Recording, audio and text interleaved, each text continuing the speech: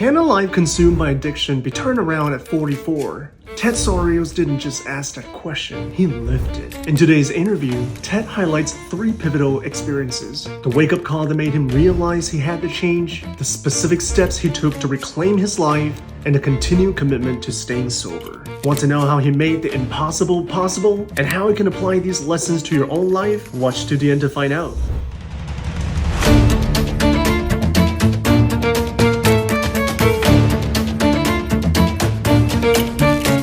We're on the traditional and unceded territory of 𝐏𝐫𝐸 in New Westminster. Today on the channel, we have Ted Sauriol. Ted, thank you for having me. You overcame substance abuse at a very mature age, at around 44. That's correct. Amazing to hear someone can actually do that. Well, I grew up in Northern Ontario, in a small town called Timmins, Ontario, a little mining town, where if you weren't a miner, you weren't going to live there for long. Okay. Basically, you had to be a pretty big guy, and I was a pretty small guy. So I left Timmins at the early age of 20 and moved to the big city, so I thought it would be fun. Yeah. It was fun, all right. Problem was that I started drinking and drugging early, and it was an addiction that took me to places where I wouldn't wish on anybody. Right. How young were you when you first got involved in alcohol? I was involved in alcohol and drugs probably at the age of 12. 12? Yeah. Mom and Dad were both alcoholics. Dad was never home. Mom was a full-blown alcoholic also, which led me to the streets a lot. Started hanging around with people that were the same as me, really. I had a neighbor, a Polish neighbor. We hung together and we would break in places just to be mischievous, really. So I ended up in the courts at the young age of 13. I was in the court system for 5 different visits to court. Wow. Where the judge got tired of having me there, and basically he asked me, what am I going to do with you? But at that time, being a juvenile, it's so hard to grasp onto any consequences that you have to deal with. Yeah, I had no idea. For me, it was just survival. Right. Like we were so poor as a family, even in those days when I was going through the court system, Children's Aid Society and so on in Ontario, I would sell newspapers. Okay. And how old were you at that time? I was 12. I would sell a newspaper called the Timmins Daily Press. So the money that I made there, I would give it to Mom, so we could have food on the table. Yeah. Because Dad wasn't giving us any money, and it was only porridge and there was only pasta and so on, but it helped feed them, right? Okay. But the problem was I was still loose all the time. No parental guidance. A youth will tend to wander off, wander into and do things that they shouldn't really be doing.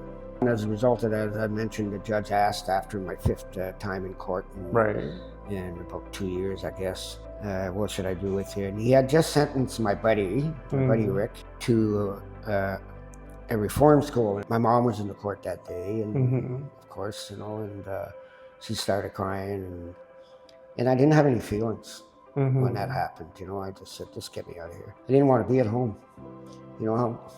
There was no support. There was no support. There was no food. There was constant fighting with my brothers and sisters. How many brothers and sisters do you have? We were a family of 7, 4 boys and 3 girls. And so it was constant infighting. Yeah.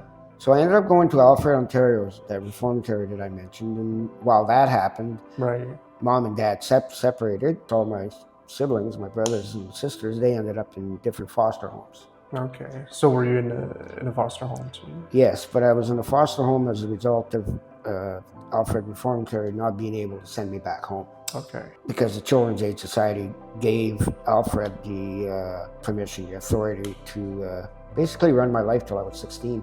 I spent 4 years there, and when I turned 16, they had no choice but to release me. And they gave me a one-way ticket back to Timmins. When I went back to Timmins, of course, and I was on my own, everybody was, splattered all over.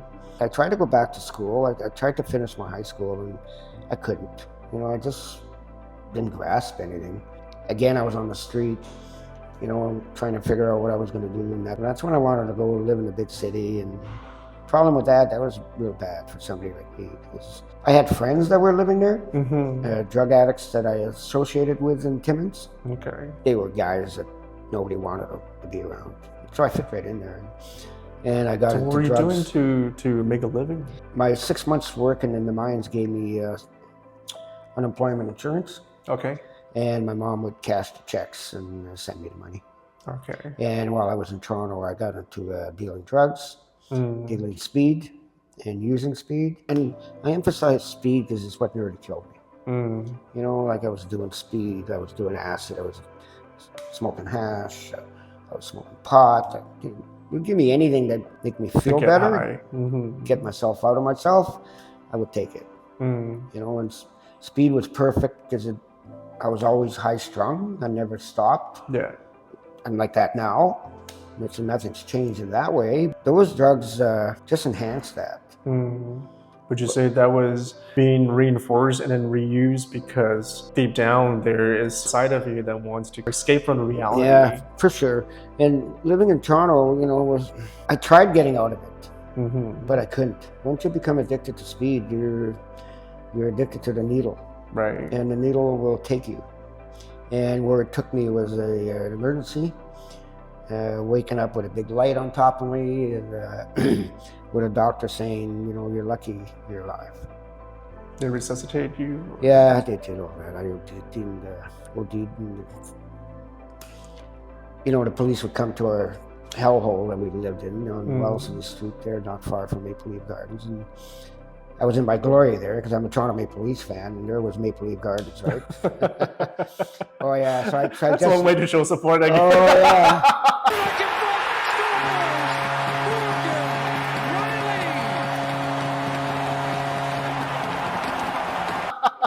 You know, after ODing, I was scared.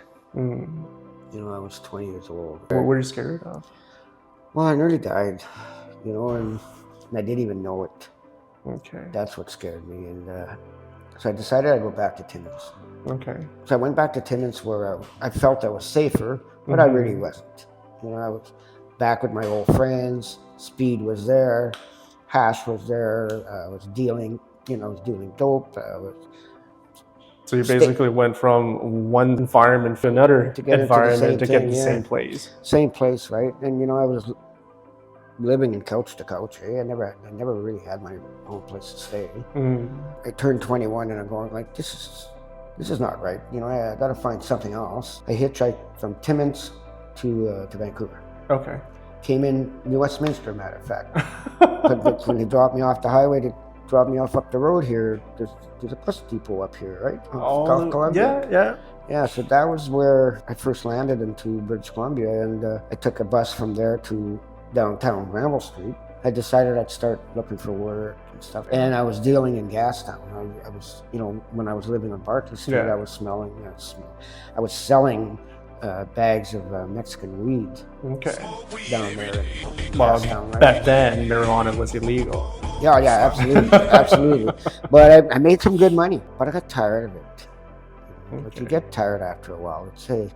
Why is that though? Because if it's making you good money. You're constantly, you got to remember, you're doing something illegal. And in those days, if you got busted, you know, you got time. That means, jail time. Right? You know, and I was getting older, and I just sensed there was more to life than dealing pot and gas down and living in some slum house on Barclay Street. Okay. You know, so I started looking for work. I still smoked a lot of dope. I wasn't much into cocaine in those days. Weed myself off speed. But mind you, I was doing bennies. Bennies, I don't know if you know what it is. No. Pills that truckers take to stay awake, and bennies, they're speed pills is what they are. So you're definitely more on the stimulant type of guy. Yeah. So, you know, I wasn't a big pot guy because of what you just said, you know, It's not a stimulant, it'll put you to sleep. So anyway, I got a job working at Burke's Jewelers in Vancouver. Okay. And working in their warehouse. And that's where I discovered retail, you know, and I said to myself, I said, hey, I like this. And they liked what I did. I was a good worker. I was never lazy. You know, if any of you hired me, you got your money's worth. Yeah. To this day, you know, I have never been lazy. I've always been motivated to, if you're going to pay me money, and trust me, I'm going to give you a day's work. And that's what I did with Burke's. And if anything, they wanted to promote me to worked at a warehouse manager, and I didn't have any management skills in those days at all. I was just a workaholic, really. Keep in mind, when you're a drug addict, you're a drug addict. And even if you get married, settle down, whatever, you're still a drug addict. If you don't take care of that addiction, it's going to follow you. You know, it doesn't change just because you change jobs. I got hired by Canada Post. Okay. I worked as a forklift driver there. I met my current wife there. I settled down. Right. But I was still a full-blown drunk and a full-blown alcoholic. You know, I was working and I was supporting the family, you know, and I bought the house, I had the picket fence, you name it, we had it. Gave it to them, whatever they need. We had a house up on Cape Horn Avenue in 𝐓𝐞𝐝. Okay. When I was with Canada Post, I got involved in the trade union, got my safety auditing, became the health and safety director for Canadian Union of Postal Workers. Wow. And also became the second vice president for the Vancouver local. That's amazing. Because it's that drive that was in me, right? Yeah. That is still in me, really. You know, And how old were you back then? And those days there, I would probably be in my 30s. Okay. I would say, yeah, pretty close to them, if not more. So it seems like at that time you're definitely on the right trajectory, where you have a really good career and corporate advancement is just right there. Yeah, but I was still a drunk. I still couldn't stop drinking. How do you manage both at the same time? It was hard. It was like you hide it a lot. You learn to be a great liar. You learn to be very elusive. You learn to hide it, but you got to maintain it, you know, because if you don't maintain it, like I was getting sick every day. I was throwing up every day. With the union, those are elected positions. Okay. They're not assigned to you, you know, you got to earn them, you got to get elected, what have you, and I've been in that position for 7 years, and they, you know, that's just like anything. It's like a politics, right? The new blood comes in, wants to change this, change that. Don't like what you're doing anymore. You become stale, and they created a slate to get myself and the slate that I belonged with, you know, kicked out of there. So I had to go back to work. You still keep your job, but you're just not there, right? I went back to driving forklift. Okay. Well, I want you to imagine you're going 100 miles an hour in this car, well, 200 miles an hour in this car, and all of a sudden you buy a car that can only take you 50. And that was me, and I'm using my body as that analogy, you know, and so driving a forklift did not last long. I was bored like you wouldn't have no idea. So I got out of there, and my brother at the time, Richard, who's passed away now, had started a company called 𝐓𝐞𝐝.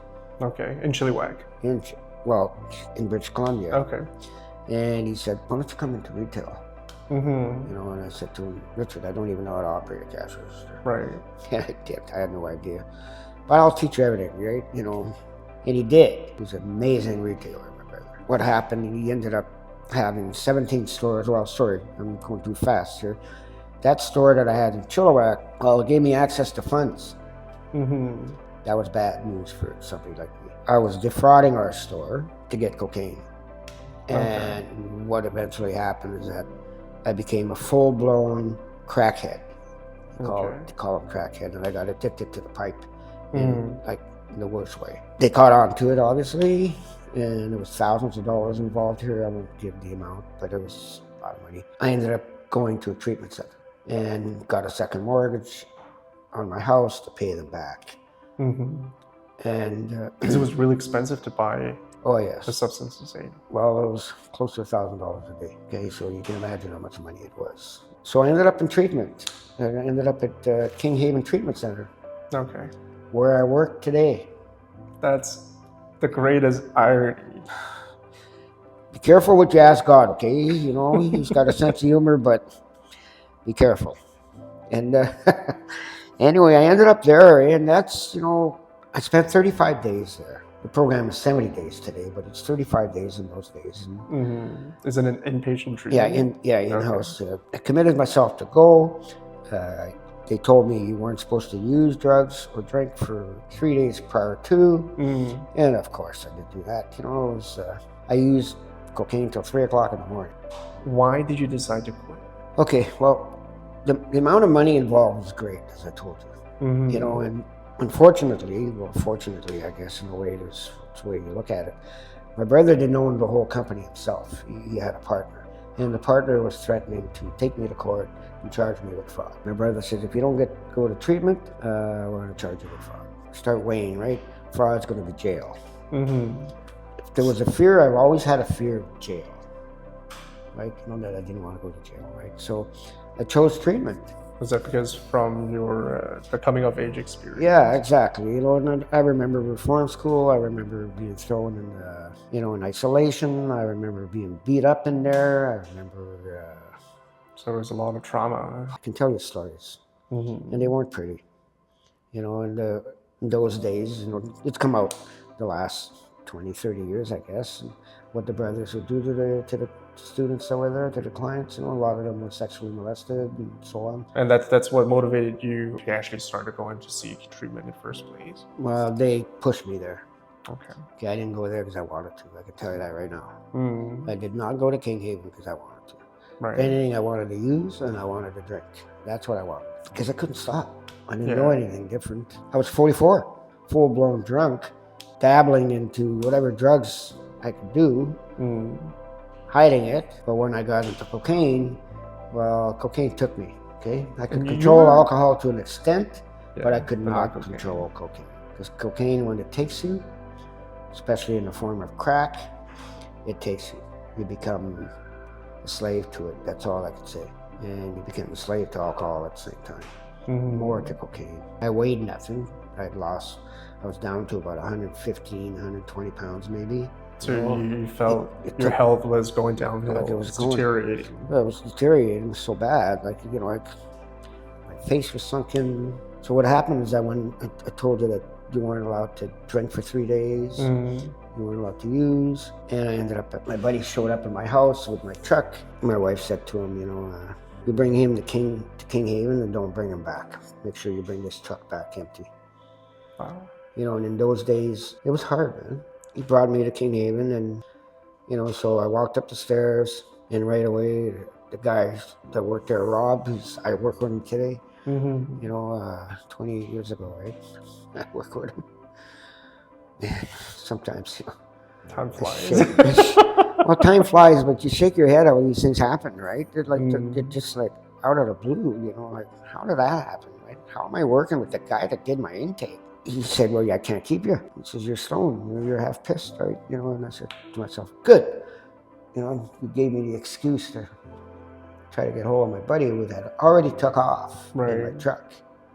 Probably suspected that they would have kicked me out and wanted to leave me there because they promised Sheila, right? So he had me sit on this chair, and 15 minutes later, he comes back with this doctor, you know, and the doctor looks at me, he's come with me. So they brought me in this office. They weren't supposed to let me in, remember that, okay? He made me strip to nothing. He put me in front of a mirror and he says, count your bones. And you know what? I was able to count my bones. I was able to count my ribs. Think about that. There was just no fat, no muscle. Yeah, you know, I was able to count my ribs, you know, and the light went on a little bit, you know, like, Ted, man, what are you doing to yourself? He says, okay, get dressed.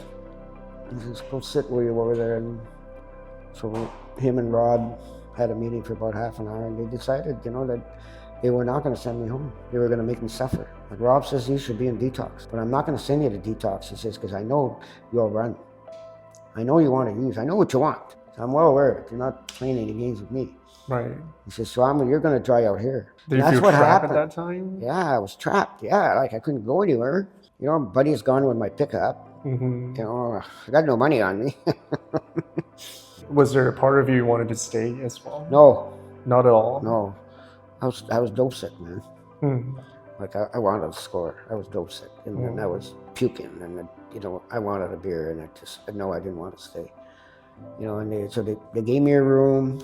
Of course, you know, like eventually I fell asleep, really, you know, from the booze from the night before and the drugs. And it took me 3 days to eat something, man. They were bringing me toast, and, you know, the residents were and stuff, right? Eventually, you know, if your system can stop obsession. Do you remember how long you had to wait in a room before you can? It took me 5 days, 6 days to actually was able to operate, think, participate, you know, in their programs. Sit there and listen anyway. And were you able to comprehend what they're saying? Yeah, I was able to. You know, my senses came back. I was a pretty smart guy. Yeah. That I ended up over the weeks, you know, like I was introduced to Alcoholics Anonymous there. You know, I got my health back from eating, you know, like a good food, you know. I ate straight for 35 days. I think when I left there, you know, I weighed a little over 130 something pounds. Oh, it's gained quite a bit. Yeah, so I gained about 15 pounds when I was there. Yeah, it was amazing, you know. But you know what? I still wanted to use, and I still wanted it, because I was still obsessed. I couldn't lose that obsession, man. In one of the last meetings I was there, sorry, I get emotional with stuff like this. Oh, okay. This is... one guy he was speaking downstairs at our meeting room, and you know, and he said, I grew up a Catholic, you know, even though my parents were drunks and everything else, you know, they brought me to church, but I got away from God, right? You know, drugs and alcohol will do that to you. You know, you just don't pray anymore. You totally forget about it. You couldn't care less, to be honest with you. You know, and I had this obsession that I talked about, you know, and he quoted a phrase out of our big book. The big book is the Bible of Alcoholics Anonymous. It's not a Bible. Okay. It's just called the big book. You know, that's where all the steps are, traditions, everything that we practice is in there. And he quoted, he says, your obsession will be taken away from you on a daily basis based on your spirituality. That was fucking mind-boggling to me. What? It's going to be taken away from me on a daily basis based on your spirituality. Yeah, how do you take that? Well, I went to see him, right? And after the meeting, and I said, what do you mean? He says, Ted, he says, you got to find God. I said, what? He says, yeah, you got to find God. He says, you got to start praying. I said, well, I was a Catholic. He says, whatever you were, it doesn't matter. He says, you got to start praying, you know? And so I started praying, you know, and I didn't know who I was praying to. No freaking idea whatsoever. You didn't go to Sunday church? No. Like regular Catholic people do? No. Okay. My counselor, you know, Bill, he pulled me to the side and he said, Ted, he says, I know you. I said, what do you mean you know me? He says, I've watched you for 35 days. I know what you want to do. He says, you've been introduced. And one thing that I got out of treatment was that I liked Alcoholics Anonymous. I liked the meetings. I liked that people shared from their heart. I liked that they were real. And I liked the big book because it had real stuff in there, real stories about people like me. Okay. Right? And I'd read the story and go, holy shit, that's me. You know what I mean? When you say real stuff, can you give us an example? Well, people would talk about how they couldn't stop drinking and how they get sick every damn morning. That was me. How they try to stop drinking by drinking non-alcoholic beer or mixing milk with their rum. Anything, you know, to change the pattern. It didn't matter. You're drinking liquor. You're drinking liquor, right? So it didn't matter. But I liked AA, you know, and Bill says, he says, I'll tell you something. He says, you're the kind of drunk, if you don't go to Alcoholics Anonymous for the rest of your life, you are going to drink again. It's like a slap in the face, man. You know, like, who the frick are you, right? You know, like, but you know what? I was scared. It's the only thing I could hang on to. It's the only thing I had. It's the only light that I had. 35 days there, yeah, you know, it gives you back your health. You sleep again, your system's okay. You're not throwing up every goddamn morning. You're not, you know, but I still wanted to use, still wanted to drink, for Christ's sakes. So you found faith. Yeah, so, you know, I told myself when I got to AA and 𝐏𝐞𝐲, you know, so I'm going to find this. I'm going to find a church that I fit in, you know, and here I am at the age of 44, 45 by the time I got out of King Haven, looking for a church. And I'll be damned if my neighbor across the way, you know, went to this local church called Crossroads Community Church. Okay. Says, Ted, come with us, you know, and so I think you'll like it. And you know what? I liked it. They met in a gym. They didn't meet in a church. Their values were not into gathering money to go build buildings for themselves. And their worship band and their music was modern and like rock sounding. We're uplifting. In uplifting, you know, and I'm going, holy. Right? Makes you feel alive again? Yeah. Okay. You know, so, you know, like, I loved it. I found God again there. I built a strong, I'm a very spiritual guy. I don't show it, but I pray a lot, okay? I don't promote it, I don't preach it, but I truly believe in God. I truly believe that God is the reason that I was able to beat this. I really, really believe that. So like I said, I went to church and I continued going to meetings of Alcoholics Anonymous. Until what age? Till now. Still? I go to meetings now, you know, and it's a new home group that I changed last year because it's closer to home. I live in 𝐓𝐞𝐝 and there's a meeting right there, 10 minutes from my house, where my own group was in Chilliwack, where I have to drive 15, 20 minutes or whatever. And so I just made it easier for myself. But I was involved with AA for years and years. Right. You know, I did a lot of service work for them. I was a GSR. You know, So what's a GSR? it's a group service rep. You're the one representing your home group. Okay. At the district level, you know, at one step higher. Okay. But it's not politics, you know, it's Alcoholics Anonymous.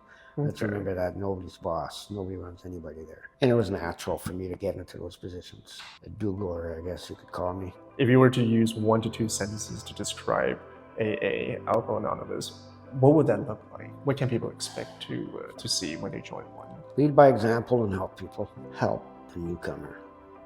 Okay. Because you gotta remember, if you're helping the newcomer, you're not thinking of yourself, right? And were you able to find joy and fulfillment by helping Totally. newcomers? To this day, I still help people. How long have you not touched alcohol? Since 28 full years. I have not drank alcohol or touched drugs. October 27th, coming up there in October, will be 28 full years since I've touched anything. I drink a lot of Coke. That's a tummy problem. Very much so.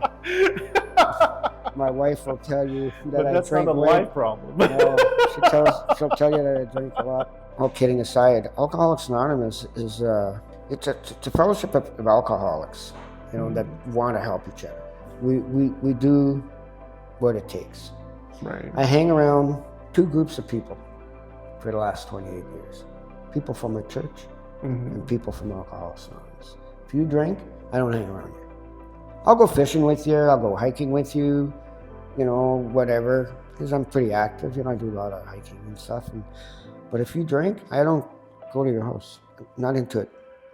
So choosing your environment can help you. It's huge. For me, you know, like we have a saying in AA that if you go sit in a barber shop long enough, what's going to happen? You're going to get a haircut. Right? Yep. Hang around an alcoholic that's drinking every day. Yeah. Same thing's going to happen. You're going to pick up. I like to go to neighborhood pubs and eat there, listen to music, but I get out of there. I don't go there every night. It's an occasion, it's an event, that's all it is. I can sit there among people that are drinking and not drink. But put me in that environment long enough, days on end, I'm going to drink. Because for me to drink is to die, okay? If I drink, I'm going to use. They go hand in hand. And let's remember, 28 years ago when I was a full-blown drug addict, cocaine was nice, clean, safe. If I use cocaine today, I will die. Okay? Sounds like, as a result of that, I cannot drink. Sounds like you have already ironed out the association between drinking with substance abuse and your life. Totally. You know, like that's how you managed to turn your life around. Yeah, like I grew up drinking. Drinking led me to drugs. Alcohol was king in my house, when I was a kid.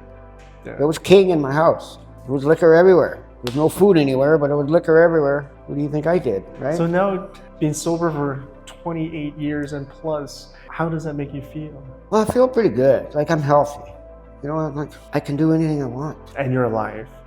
Yeah, I can do anything I want. I don't obsess to drink and drug anymore. I don't think about it anymore. You know, I shouldn't say I don't think about it. I have to be honest. Like, I do a lot of fishing. I'm an avid outdoorsman. And sometimes my mind, you know, will go, well, you know what? I'm going to be by myself after the roundup, after the camp out. And nobody will know. I'll have a case of beer. Who's going to know, right?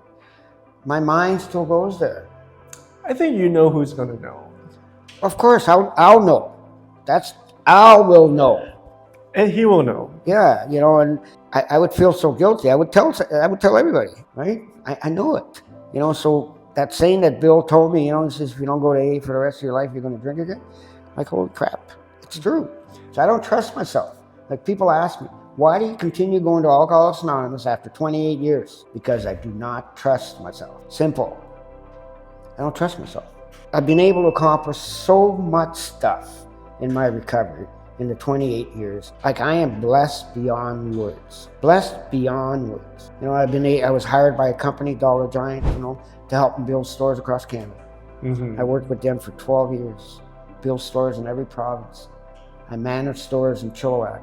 You know, I was a district manager. I was a project manager. Like, holy, you know. And now you found a way to manage your life. What would be the one mistake that you feel like you would wish upon other people to experience it at least once? What mistake I made? Mm-hmm. To thinking I could beat this by myself, because God knows I tried. I just couldn't stop drinking. You know, So like I tried seeking help. everything. I tried everything. Seeking help is important. Your body can only handle so much liquor, sorry. Mm. You're gonna have liver problems. Stuff's gonna happen to you. My dad died with a wet brain. You die of a wet brain because your system can't handle it. My brother, who founded 𝐓𝐞𝐝𝐬 died about 15 years ago. His liver blew up, full-blown alcoholic. What was happening to me is that every day I was getting sick. I was throwing up, and I was throwing up blood. And got to the point there would be certain days where I'd be laying on the couch and I could not move for 3-4 days. I'm telling you, the system would just collapse on me. Don't ask me. I guess God was watching me, right? And kept me alive. And the minute I get a little bit better, no sooner did I get better, I drank. Seriously. No sooner did I get better, I drank. Because I couldn't stop drinking, well, I couldn't stop drugging because drinking wasn't enough. But you have also come to a realization that you don't trust yourself. And that's At why all. you surrender yourself to healthcare professionals, to God, and to treatment plans. Yeah, you know, and it becomes automatic, you know. After you're in Alcoholics Anonymous for a while, you celebrate AA is what you do. You don't celebrate you. You don't. I like that. You can't celebrate you because you can't be selfish. It's humility, man. Humble yourself and admit to yourself that you got a problem and you got to do this to continue it. It's not about you. So you're going to go sit in front of a podium, you know. I remember my first few takes, I'd stand in front of a podium and like look at me, right? It's never about you. No, it's crap. Somebody pulled me to the side and he realized what I was saying, you know. He said, Ted, you're a freaking bullshitter. I said, what do you mean? He says, all you did was talk about yourself. I said, what's my cake? He says, no, it's not your cake. It's Alcoholics Anonymous cake, asshole. That's what he called me. You know, and then the light went on. I said to myself, you're right. It's not about me. I didn't do this myself. If I did it myself, I wouldn't have never came to AA. So it's a collaborative effort. Of course. You know, you can't do this by yourself, man. And that's the biggest mistake you'll make. If you think you can do this by yourself, you will not succeed. You'll be a dry drunk. You'll lead a miserable life if you're able to stop. Because nothing's changed. Everything that you've done before then, you know, you're a liar, you're a cheater, you're whatever, it's not going away because you stopped drinking, buddy. And you have shared so much story and very inspiring You know? moments with us. What would be the last advice you would give any audience watching if they're in the age of 18 to 30? Don't cross that imaginary line, man. When you're young, you know, you can pick up. You're full of pea and vinegar, right? You know, you're eating well, you're probably exercising well, because you can do anything and everything. You think you're invincible, and you are. But alcohol, you know, doesn't discriminate. No. You know, it doesn't say, I'll pick you because you're skinny. I'll pick you because you're colored. I'll pick you because you're smart. It takes you. If you don't control it, it controls you. Yeah, you know? So what will happen, you'll start discovering that you can't put it down anymore. You know, I liked it, but I was embarrassed of what I had become, right? You know, I needed AA so I could freaking live. I was embarrassed of that. I really was. I remember those days, you know, before I stopped drinking, I'd go for a beer after work, you know. I'd drive home drunk every night. I have 2 impairs, and I have a possession charge. The Americans won't allow me across the border. A good buddy of mine told me once, so, Ted, God's forgiven you, but the United States of America has not. Okay? Seriously, right? And then I'm in AA, right? And I don't like AA. And I sticked around there long enough. And that imaginary line that I talked about, you know, where I could put it down, you know, and go home at 6, but I couldn't, and I crossed that line where at 11 o'clock now, you know, I couldn't go home at 6 anymore, right? 11 o'clock. So you're in AA and you don't like it, but you start feeling good and you cross this imaginary line in AA where you want to be. It took 3 years. 3 years. Okay, where I wanted to be there. And man, everything changed. Everything changed. Everything. And I remember this feeling came over me, you know, and I'm going, oh my God, I never have to freaking drink again. And I knew it. I felt it. It was like, holy. It was like something overtook my body saying, you know what, Ted, you don't have to drink anymore, man. Like, you know, and all my life changed, you know, because of that, right? I kept going to church. You know, the Shekinah band that I talked about took me to Africa. Wow. Twice. That's amazing. Amazing. You know, I broke down when I was there once. You know, they asked me to speak to these men. They were all alcoholics, you know, and so I told them my story, right? And as I'm speaking, I broke down and I started crying. And they all looked at me, what's this guy, right? It's because I started thinking that I don't belong there. Like, what am I doing here with all these Christians?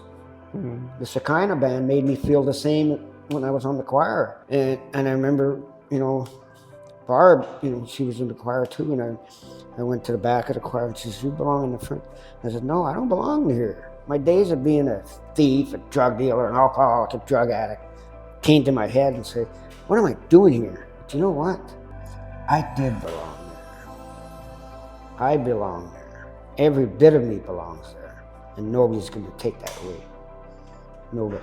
You know, so don't cross that imaginary line if you're in your youth. You know, if you find yourself drinking in the morning, you need to address it. It's not normal to drink in the morning. Yeah. Ted, you've been sharing so many amazing, Crazy inspiring stuff. stories.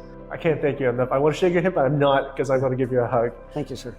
Thank you very much. If you enjoyed watching Ted's interview, make sure you click this video to watch my interview with Dr. Sue, who started her PhD study at the age of 60 and completed at the age of 66. Check it out.